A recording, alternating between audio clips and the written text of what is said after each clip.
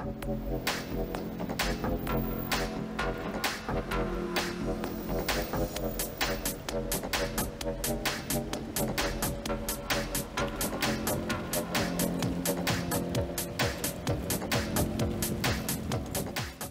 tant que fédération des comités d'habitants bruxellois, ça fait près de 50 ans que Interenvironnement Bruxelles défend une réduction des infrastructures routières au profit des autres modes de transport, que ce soit la marche, le vélo ou le transport en commun. Aujourd'hui, il y a un nouveau plan de mobilité, Good Move, qui entend réussir là où les autres ont échoué, c'est-à-dire pour diminuer le nombre de kilomètres parcourus en voiture sur le territoire de la région et la part modale de la voiture dans les déplacements. Alors pour ça, il y a plusieurs objectifs qui sont mis en œuvre, que ce soit la suppression de 65 000 places de parking en voirie, le développement de pistes cyclables, le développement de mailles apaisées qui sont des quartiers où on renvoie le trafic de transit sur les grands axes. Et tous ces objectifs ils se rajoutent à des dispositifs qui existent déjà, par exemple la zone de basse émission ou d'autres qui sont en débat comme la tarification kilométrique.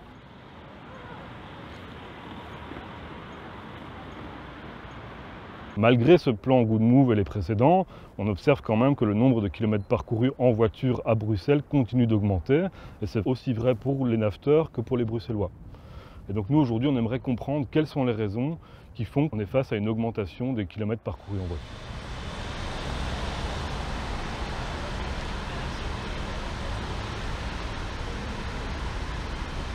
Pourquoi les gens roulent en voiture à Bruxelles? Qui sont les gens qui roulent en voiture à Bruxelles? Pour aller de quel point de départ à quelle destination? Et quels sont les facteurs qui expliquent la domination de l'usage de l'automobile en général et à Bruxelles en particulier? Il y a d'abord une dépendance qu'on peut dire objective. C'est-à-dire qui renvoie notamment à l'endroit où les gens habitent, au programme d'activité qu'ils développent, c'est-à-dire où doivent-ils aller travailler, où doivent-ils se rendre pour faire leurs courses ou pour s'occuper des enfants. La dépendance objective à l'automobile varie selon les types de territoires dans lesquels on habite. Et évidemment, en ville, cette dépendance objective à l'automobile est beaucoup moins forte qu'à la campagne, puisqu'on a énormément d'alternatives à la voiture en ville, les transports publics, les distances sont plus courtes, donc on peut aller à vélo, on peut aller à pied. Donc c'est une première dimension sur laquelle on peut voir que tous les groupes ne sont pas les mêmes, n'ont pas le même rapport à l'automobile, notamment en fonction d'abord de l'équipement des territoires.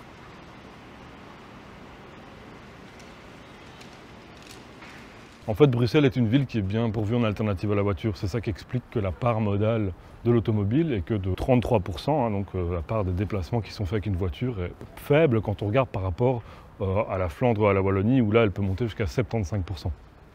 Néanmoins, il y a quand même 47% des ménages bruxellois qui ont une voiture et qui vont l'utiliser particulièrement pour des petits trajets, en fait des trajets de moins de 5 km qui pourraient être faits avec d'autres modes. Aussi, quand on regarde, Bruxelles est quand même bien pourvue en infrastructures routières, particulièrement le stationnement. En fait, si on regarde, il y a plus de 200 000 emplacements de parking en surface, en voirie, et plus de 600 000 emplacements de parking sur toute la région hors voirie, pour un total qui dépasse 980 000 places, c'est-à-dire plus de places de parking à Bruxelles qu'à Paris. Or, une place de parking reste un incitant à utiliser la voiture.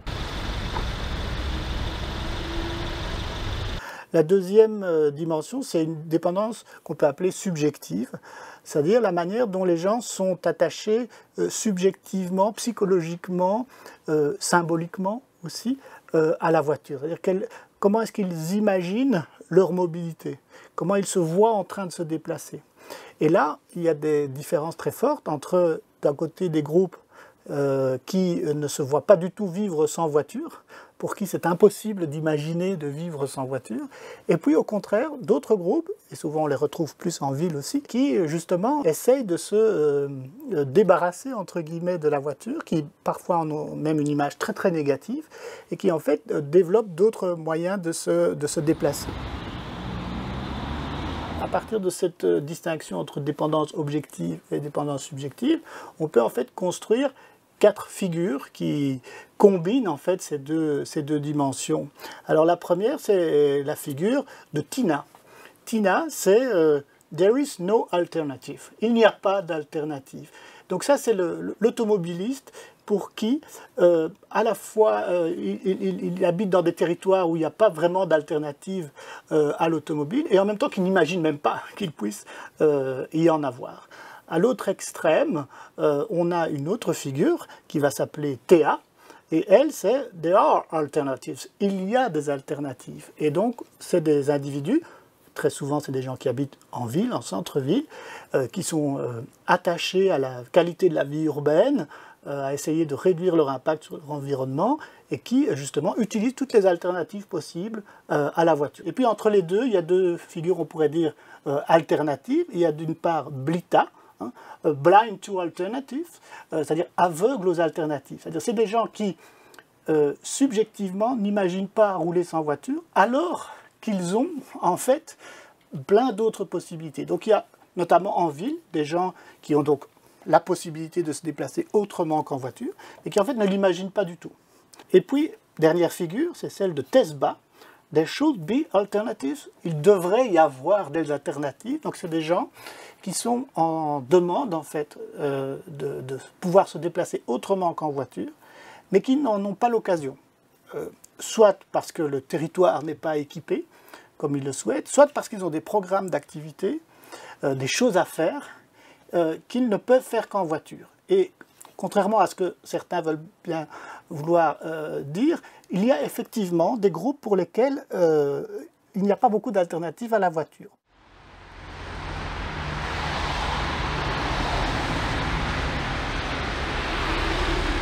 Donc il y a des liens évidemment entre, par exemple, les revenus et les modes de déplacement, mais ce n'est pas des liens, on ne pourrait pas dire qu'en allant des gens les plus modestes aux gens les plus aisés, on va nécessairement de la non-voiture à la voiture. Ce n'est pas linéaire dans ce sens-là. En fait, l'actuelle dépendance à l'automobile, c'est le résultat d'une construction historique. C'est-à-dire que pendant des décennies, on a mis en place des politiques économiques et urbanistiques qui favorisaient l'usage de la voiture. À Bruxelles, dans le sillage de l'Expo 58, c'est à ce moment-là qu'on a transformé la ville pour l'automobile.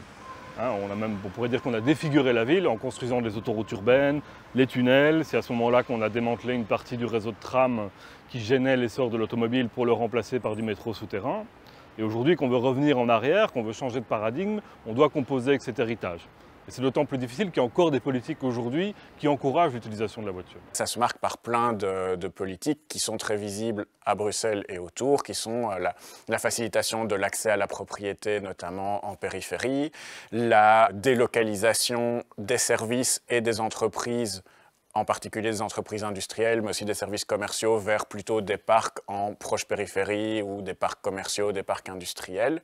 La disparition de toute une série de services locaux qui sont remplacés par une concentration sur quelques pôles. Donc, pour donner des exemples, on a de moins en moins de bureaux de poste, de moins en moins de banques, qui impliquent du coup de se déplacer plus pour se rendre dans ces services.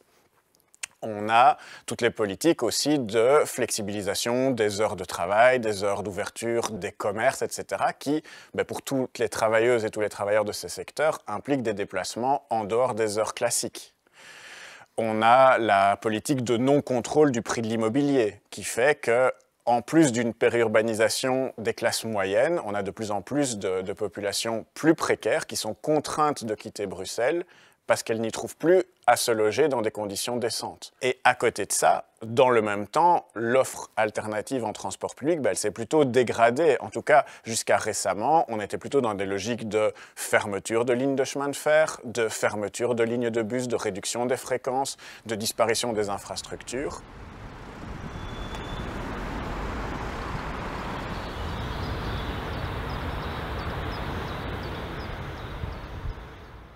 Il n'y a jamais eu autant de véhicules salaires en circulation qu'aujourd'hui. Entre 2007 et 2016, on estime qu'il y a eu une augmentation des voitures de société de 54%. Alors même s'il est difficile d'estimer exactement le chiffre du nombre de ces véhicules, on l'estime quand même aujourd'hui à plus de 650 000 véhicules. On a donc d'un côté la région bruxelloise qui essaie de limiter la congestion routière et de l'autre l'État fédéral qui a une politique de subventionnement des embouteillages, on pourrait dire. Et ce qu'on voit aussi, c'est que ces voitures de société, comme elles permettent une forte exonération fiscale, elles profitent surtout aux salaires les plus élevés. Pour donner une idée, 50% de ces voitures sont dans les mains des 10% des travailleurs les mieux payés en Belgique. L'exonération fiscale liée aux véhicules de société, elle est au minimum de 2 milliards d'euros par an. Pour donner un ordre de grandeur, 2 milliards d'euros par an, c'est le coût de la vente de tous les billets de transport public en Belgique, donc SNCB, Tech, De Lijn et Stib. Quand on fait la somme des billets, des abonnements qui sont vendus sur un an, ben ça fait 2 milliards d'euros. C'est le même budget qui correspond à l'exonération fiscale liée à la voiture de société. Et derrière, il y a un enjeu de mobilité extrêmement fort parce que, de nouveau, parmi les 350 000 véhicules qui circulent à l'heure de pointe à Bruxelles, on estime que c'est de l'ordre de presque un quart des voitures en circulation à l'heure de pointe à Bruxelles. Agir sur ce levier-là, c'est clairement et un enjeu environnemental, parce qu'on sait que ces voitures de société sont des voitures plus lourdes, plus consommatrices, qui, vu qu'elles sont souvent associées à une carte essence, ben, induisent un plus grand nombre de déplacements. Donc, clairement, agir là-dessus, il y a un levier environnemental. Et il y a un levier social, parce que là, on est plutôt dans une logique de redistribution inverse avec ce mécanisme. C'est une exonération fiscale payée par tous les contribuables belges qui bénéficie aux plus riches et aux entreprises qui payent ces travailleurs via des véhicules plutôt que via des salaires.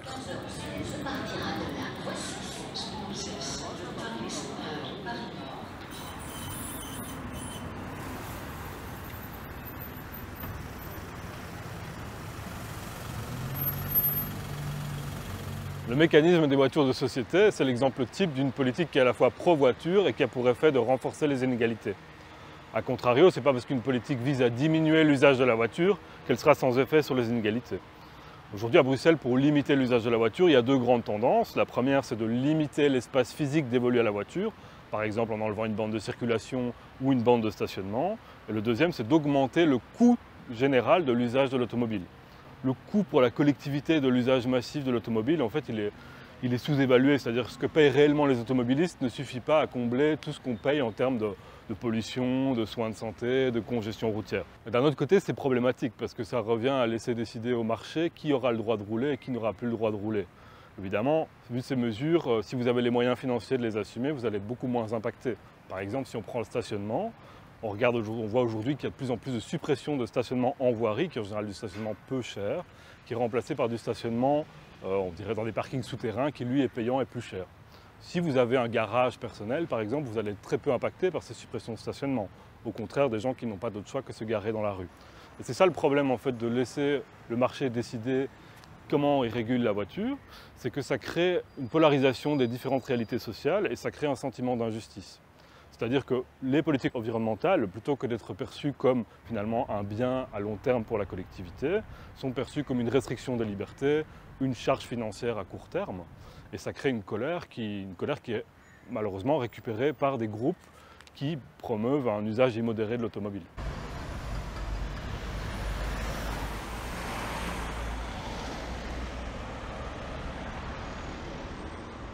Qui a une automobile dans et autour de Bruxelles?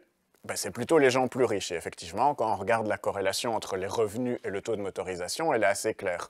Que ce soit à Bruxelles ou en périphérie, les gens plus riches sont plus motorisés, ont plus de voitures par ménage, voire ont une voiture quand d'autres n'en ont pas.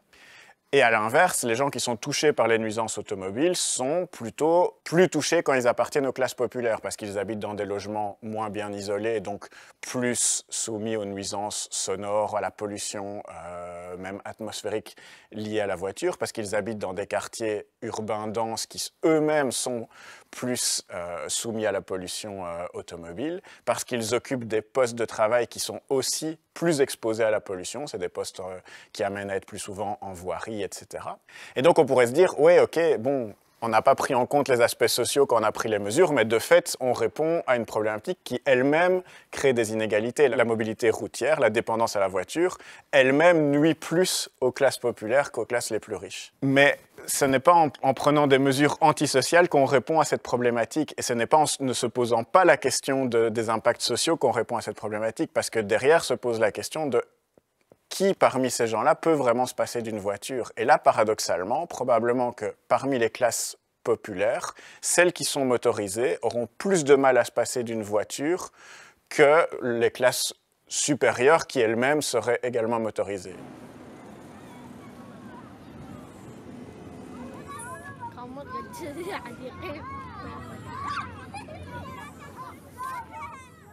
Si on prend l'exemple de la zone de basse émission à Bruxelles, donc qui détermine quelles sont les normes de véhicules qui peuvent encore circuler sur le territoire, on est devant un mécanisme qui a un effet très bénéfique sur la qualité de l'air et qui permet donc d'atténuer les inégalités sociales en matière de santé. On peut tout à fait aussi se dire que c'est une mesure inégalitaire, parce qu'elle va avoir un impact beaucoup plus grand sur les véhicules les plus anciens, c'est-à-dire un impact beaucoup plus grand sur les ménages qui ont peu de moyens financiers et qui ne sont pas capables de changer régulièrement de voiture. Une petite voiture qui pollue beaucoup mais qui circule finalement très peu, va être beaucoup plus impactée qu'un SUV ou une voiture de société qui circule énormément. En fait, on accorde beaucoup plus d'attention aux caractéristiques techniques des véhicules plutôt qu'aux déterminants sociaux de la mobilité, c'est-à-dire les raisons pour lesquelles les gens se déplacent et les conditions dans lesquelles ils se déplacent. On pourrait à la place, ou à minima en parallèle, réfléchir à d'autres manières de réduire l'usage de la voiture avec des mécanismes qui soient plus redistributifs au niveau social. Pour l'instant, la logique, c'est d'augmenter le coût de la mobilité routière pour la décourager. Et les mêmes experts en mobilité qui défendent cette augmentation du coût de la mobilité routière diront que par contre réduire le coût des alternatives, donc par exemple en rendant gratuit le transport en commun, ça c'est inefficace parce que ça va induire des déplacements inutiles, les gens vont se mettre à prendre le bus de façon incohérente, les piétons et les cyclistes vont monter dans le transport en commun et vont encombrer des lignes déjà surchargées. Et donc on peut répondre là sur le champ politique de dire si les transports publics sont un service public, eh bien, ils pourraient être traités comme l'est l'enseignement, comme l'est la santé, services publics pour lesquels la question de faire payer l'usager n'est plus, ou pour l'instant, plus à l'ordre du jour, et où on ne met pas en balance le fait que les gens devraient payer un billet pour aller à l'école ou un billet pour aller à l'hôpital pour le financer. Le financement se fait indirectement par l'impôt. Eh bien, ça pourrait très bien être la même chose dans les transports publics et de considérer que comme c'est un transport public,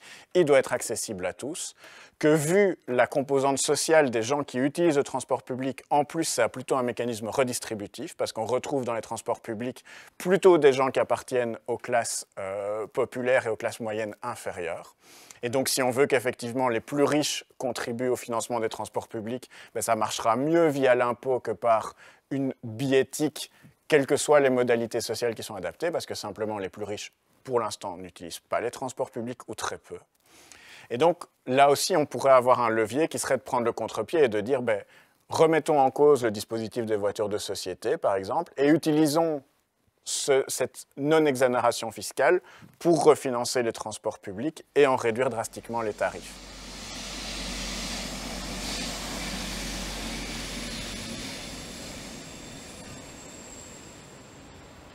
On l'a vu, les raisons qui poussent à l'usage de l'automobile à Bruxelles, elles sont multiples et elles sont complexes et dépendent de politiques économiques, urbanistiques et sociales. À côté de ça, il y a toute une série de personnes qui roulent en voiture aujourd'hui à Bruxelles, qui le font par confort, par habitude, ou qui voient ça comme un privilège. Tandis que pour toute une autre série de personnes, rouler en voiture est une nécessité à cause du manque d'alternatives. Néanmoins, aujourd'hui, il est nécessaire de limiter cet usage de la voiture pour toute une série de raisons. Au niveau environnemental, parce que la voiture est responsable d'émissions de particules fines qui sont responsables de plusieurs centaines de décès par an à Bruxelles, mais aussi parce que le transport reste une des principales sources d'émissions de gaz à effet de serre. Au niveau urbanistique, parce que la voiture cannibalise l'espace public et mange 60% des voiries, on pourrait utiliser cet espace à d'autres fins. Et aussi au niveau de la mobilité, parce que l'insécurité routière et la congestion ont un effet négatif sur le développement de la marche, du vélo et la régularité du transport public. Pour IEB, s'il y a un débat à ouvrir, c'est sur les manières d'arriver à cette réduction de l'usage de la voiture à Bruxelles. Instaurer une tarification kilométrique sur l'ensemble de la région, ça n'aura pas le même effet qu'instaurer par exemple un péage urbain sur les zones les mieux desservies en transport public, qui lui-même n'aura pas le même effet qu'instaurer une gratuité totale du transport public à Bruxelles. En fait, ce qu'il faut faire, c'est analyser ces différentes politiques du point de vue de la justice environnementale. C'est-à-dire pour chaque politique, voir si elle permet à la fois de protéger l'environnement et à la fois de réduire les inégalités sociales. Si on n'a pas ce débat aujourd'hui, le risque c'est que demain, rouler en voiture soit réservé plutôt à ceux qui ont les moyens financiers de le faire, plutôt qu'à ceux qui n'ont pas d'alternative et qui doivent se déplacer absolument en voiture.